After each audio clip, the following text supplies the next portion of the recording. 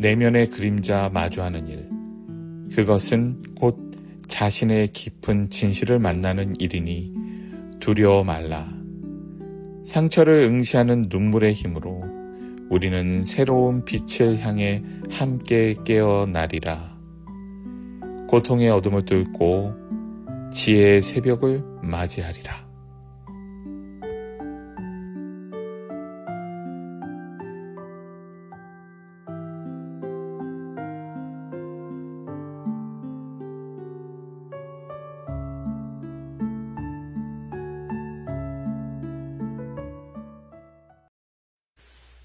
눈물로 그린 사랑의 시, 프리다 칼로와 에드바르트 뭉크 작품에 담긴 25번 유전자 키의 메시지.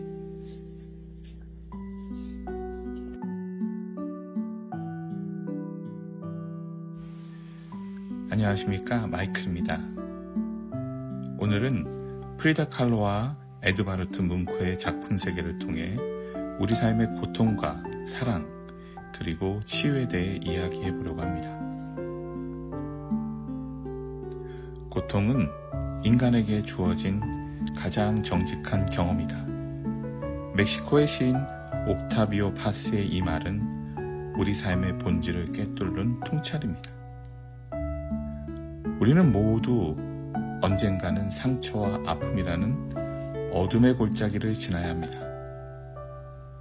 하지만 중요한 것은 그 고통을 어떻게 받아들이고 의미화하느냐는 문제일 것입니다. 프리다 칼로와 에드바르트 뭉크는 자신의 깊은 트라우마와 고뇌를 예술의 원천으로 삼아 인간 실존을 관통하는 사랑의 메시지를 전했습니다. 프리다 칼로의 대표작 부서진 기둥은 한 인간의 고통을 응시하는 우리의 시선을 사로잡습니다. 후유증으로 고통받는 화가 자신의 모습은 마치 붕괴 직전의 이오니아식 기둥처럼 표현되어 있습니다. 척추를 관통하는 못, 피투성이가 된 흰 시트, 눈물로 얼룩진 얼굴, 이 모든 요소들은 칼로가 평생 짊어져야 했던 신체적, 정신적 고통을 적나라하게 상징합니다. 그러나 우리의 시선을 사로잡는 것은 오히려 그녀의 눈빛입니다. 고통으로 일그러진 얼굴에서도 타오르는 것은 생의 불꽃이요, 굴하지 않으려는 불굴의 의지입니다. 칼로에게 그림은 자신의 고통을 온전히 응시하고 껴안음으로써 치유의 기적을 일궈내는 일종의 주술이었는지도 모릅니다. 한편 뭉크의 걸작 절규에서 우리는 근대인의 실존적 절망과 만나게 됩니다. 배경에 붉게 일렁이는 하늘과 뒤틀리고 일그러진 인물의 얼굴은 20세기 초 삶의 부조리와 혼돈을 맞닥뜨린 인간의 절규를 형상화하고 있습니다. 격렬하고 거칠게 휘저어진 필치는 광기 어린 심연을 드러내는 동시에 그것을 외면하지 않고 응시하는 화가의 눈빛을 담고 있기도 합니다.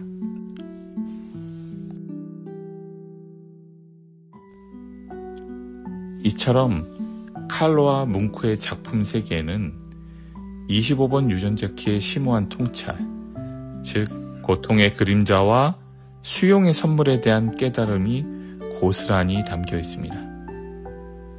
유전자 키의 지혜에 따르면 우리가 삶에서 맞닥뜨리는 고통의 실체는 수축입니다. 고통의 순간에 우리의 호흡은 가빠지고 가슴은 옥죄오죠. 공포와 불안에 사로잡혀 우리의 내면은 움츠러듭니다. 이런 수축의 경험은 개인을 넘어 세대를 걸쳐 면면이 이어져 왔고 그 기억의 흔적은 우리 유전자에까지 각인되어 있다고 합니다. 우리는 이 수축의 그림자와 어떻게 마주해야 할까요? 25번 유전자 키는 그 해답으로 수용을 제시합니다. 고통의 실체를 인정하고 그 감정과 기억을 있는 그대로 받아들이는 일.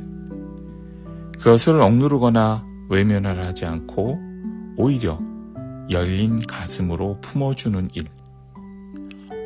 어쩌면 그것은 상처 입은 내면의 아이를 따뜻하게 안아주는 어머니의 손길과도 같을 것입니다. 우리가 그렇게 내면의 그림자까지 수용할 때 비로소 우리는 고통의 올가미에서 벗어나 내면에 숨어있던 무한한 잠재력과 만날 수 있습니다. 상처 자체가 성장과 변화를 위한 자양분이 되는 것이죠. 그런 의미에서 칼로와 뭉크의 삶과 예술은 우리 모두가 배워야 할 영적 지혜의 정수를 보여줍니다.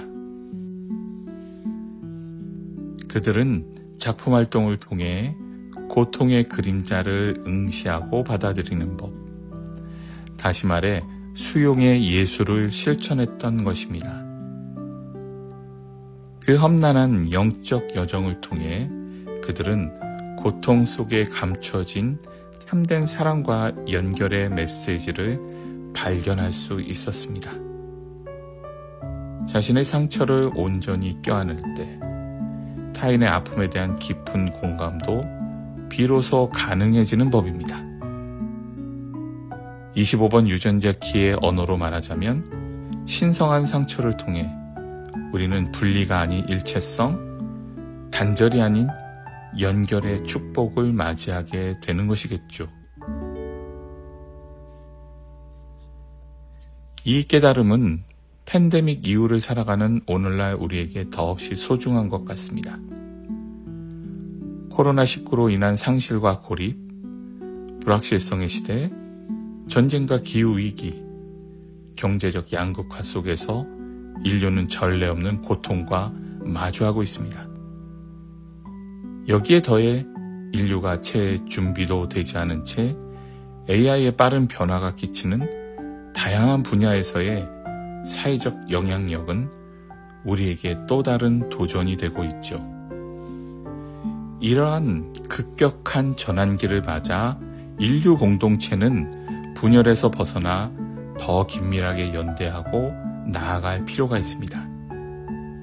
우리가 직면한 문제들을 함께 극복하고 위기를 오히려 의식의 도약을 위한 기회로 전환시키는 지혜가 그 어느 때보다도 더 절실히 요청되는 시점입니다. 바로 이때 우리에겐 칼로와 뭉크가 일깨워준 상처 입은 치유자로서의 자세가 어느 때보다 필요한 것이 아닐까요? 고통 앞에서 움츠러들지 않고 그것을 온몸으로 껴안는 용기, 내 안의 상처와 직면함으로써 타인의 아픔에 깊이 공감하는 열린 마음. 우리가 이 힘겨운 시대를 살아가는 지혜도 바로 여기에 있습니다. 지금은 그 어느 때보다도 서로가 서로의 상처 입은 치유자가 되어야 할 때입니다. 우리 사회에 만연한 불신과 분열, 혐오의 문법을 넘어서기 위해선 무엇보다 따뜻한 연결의 손길이 필요합니다. 나와 다른 이의 고통을 외면하지 않고 그 아픔에 공명할 줄 아는 연민의 상상력 말이죠. 분리가 아닌 관계 속에서 상처 입은 타자와의 끊임없는 대화 속에서 비로소 치유는 가능해집니다. 이러한 과정을 통해 우리는 공동체가 붕괴가 아닌 더 깊은 유대와 상생의 의식으로 나아갈 수 있을 것입니다. 고통의 그늘을 서로 껴안고 위로하는 가운데 우리는 새로운 영적 르네상스를 맞이할 수 있지 않을까요? 프리다 칼로와 에드바르트 뭉크는 예술가로서 한 인간으로서 고통의 얼굴을 결코 외면하지 않았습니다. 그리하여 우리 모두의 가슴에 아로새겨진 신성한 상처를 온몸으로 껴안고 사랑과 연대의 메시지를 전했죠. 그들이 들려주는 간절한 속삭임은 지금 이 순간에도 우리 영혼에 깊이 메아리칩니다. 우리 또한 많은 것이 불확실하고 두려운 시대를 살아갑니다.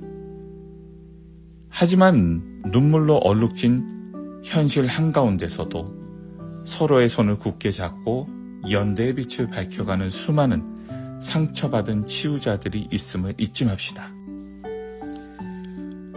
고통을 외면하지 않고 끌어안는 자만이 비로소 더 깊은 사랑으로 나아갈 수 있습니다.